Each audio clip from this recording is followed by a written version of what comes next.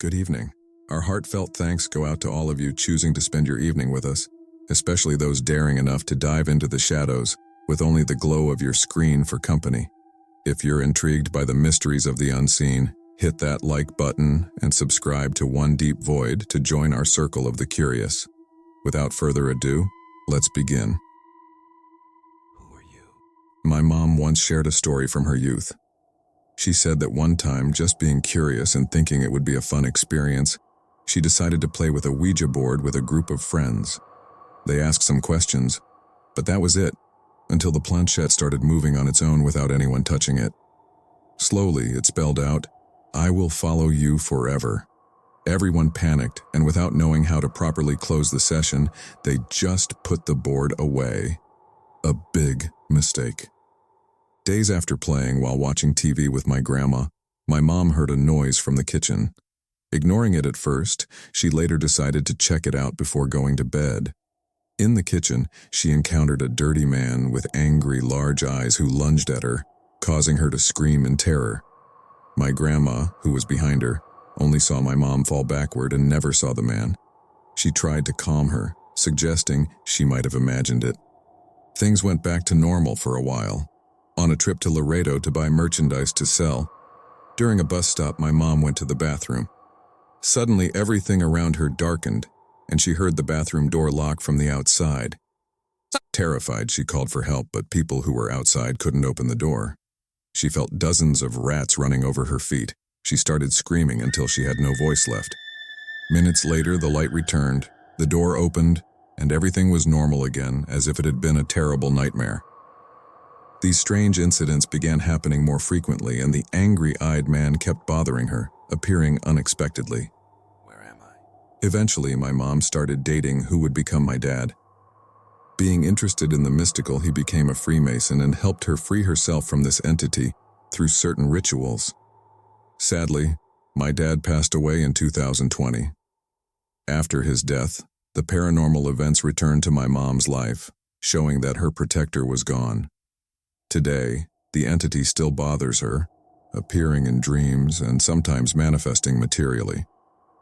I'm following in my dad's footsteps, hoping to gain the knowledge needed to confront this dark entity and keep it away from our lives forever. Who are you? Who are you? This is the first time I'm writing to you because I wasn't sure if I should share this story. It didn't happen to me directly, but to my cousin. I don't want to give away too many details because I don't want people to figure out who I'm talking about.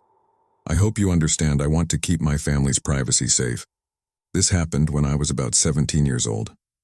At that time, I was really close to my cousin, who was a year younger than me. We got along great, almost like brothers. Being an only child, my parents always encouraged me to connect with family so I wouldn't feel lonely. My cousin and I became very close because of this. We often went to parties at our friends' houses. We were pretty healthy kids, maybe having a beer or two to feel grown up. But it wasn't a habit or anything. One day, my cousin called me to go to a friend's house and asked me to get permission from my parents to spend the night there, which I did. When I got to our friend's house, everything was normal, like always. We played board games, video games, and talked about stuff 17-year-olds talk about. That was until the friend who owned the house suggested we play with a Ouija board. He mentioned he bought one at a garage sale and wanted to see if it really worked since we had never played with one before. Everyone at the party agreed and they started playing. The planchette moved and my cousin was skeptical, saying the players were moving it and he didn't believe in it. The owner of the board asked him to play along, just touching the planchette lightly without moving it. Still skeptical, my cousin did that and our friend told him to start asking questions. My cousin asked if anyone was there, and the planchette quickly moved to yes, making us all laugh a bit nervously, I think. Then my cousin asked what the entity's name was, and the planchette spelled out Pazuzu. None of us knew what that meant, but the board's owner did. He warned my cousin, "Be careful, I've heard of this entity. If it's really Pazuzu, it can guess anything and grant anything." To which my cousin, half joking, said, "Really? Okay. Can you give me a new car?" The planchette moved to, "Yes." Our friend quickly said, "Don't do it. It will ask for something in return." My cousin asked, "And what could it ask for?" Our friend replied, "I don't know, but don't do it." Thinking it was all a joke and with everyone watching, my cousin said, "Give me a car. What do you want in exchange?" The planchette didn't move. "Tell me what you need. What do you want from me?" "I want a new car." Suddenly, our friend who was conducting the session looked at him and said, "I want your parents to divorce." My cousin was shocked. "What?" "You want a new car? I want your parents to divorce, but if you don't do it, I will." Then, our friend looked down again. My cousin asked, "Why did you say that?" But our friend seemed not to remember saying anything. Everyone in the room went silent, confused by what had happened. My cousin said he didn't want to play anymore, so they closed the session with the Ouija board, and we decided to head back to his house. He still thought the whole thing was a prank by our friend. Time passed, and for some context, his family was great. My aunt and uncle, and 2 cousins. The one a year younger than me and his little brother. Just a kid. Time went on, and my cousin turned 17. His parents threw him a party at home. He didn't really want to stay. Being grown up, he wanted to celebrate with friends, but his parents convinced him to have some cake and spend a little time together before going out with his friends. He agreed. They celebrated, cut the cake, and everything was perfect. My uncle then said, "I'm not going to lend you my car anymore. You're still young, but your mom and I got you a gift. Look out the window." And there it was, a new car. My cousin was grateful to his parents for the gift, but started remembering the Ouija board incident. "You want a new car? I want your parents to divorce, but if you don't do it, I will." He began to worry he might actually have to break up his parents' marriage, but in the end, he thought it was just a coincidence. Later on, my uncle asked my cousin to go to the supermarket. My cousin agreed, and as he was leaving, his little brother asked if he could come with him, and my cousin agreed. After all, he had just gotten a new car. They both got into the car, and right before reaching the supermarket, they had a severe accident, and only my older cousin survived. My aunt and uncle couldn't handle losing their youngest son and ended up getting divorced. Everything went south and his family was destroyed. After this, I have never dared to play with a Ouija again, and I'll never do. I do not know if it was all a weird coincidence, but I will never tempt my faith with it. Thank you for letting me share my story.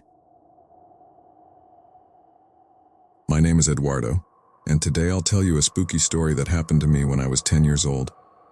In our neighborhood, we kids, aged between 7 and 11, would hang out together. But there was one kid, Carlos, who stood out because he was popular and lived in the fanciest house around. His house was big and fancy, with new cars like a sedan and a top-of-the-line SUV. Carlos had everything a kid could want because his parents gave him anything he asked for. Often, a nanny looked after him since his parents were always traveling and rarely home.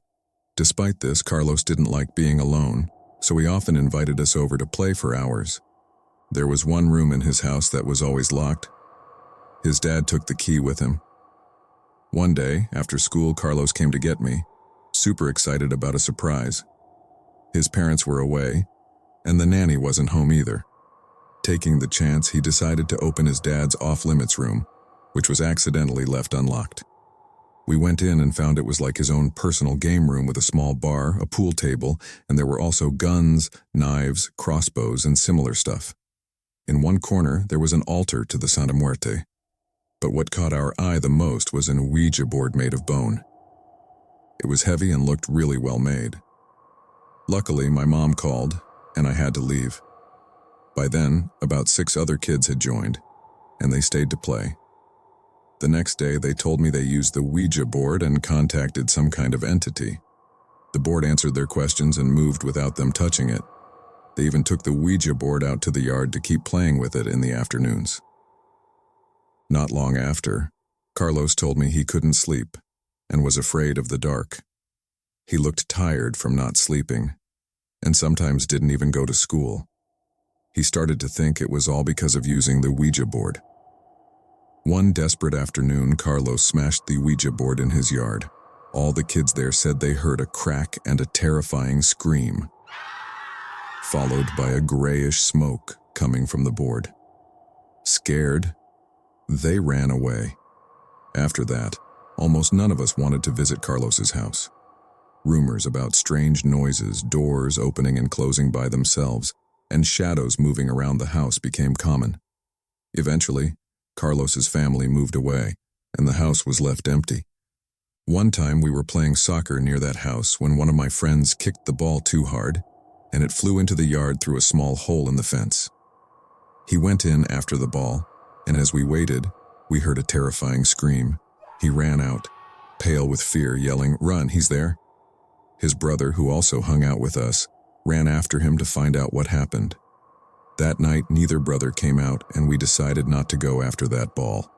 A week later, feeling a bit better, my friend told us he saw a figure with red eyes, big twisted horns, and a scary look, just like the devil is often pictured.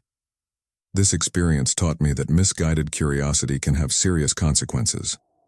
I'm glad you read my story, and I hope it serves as a reminder of the importance of respecting the unknown.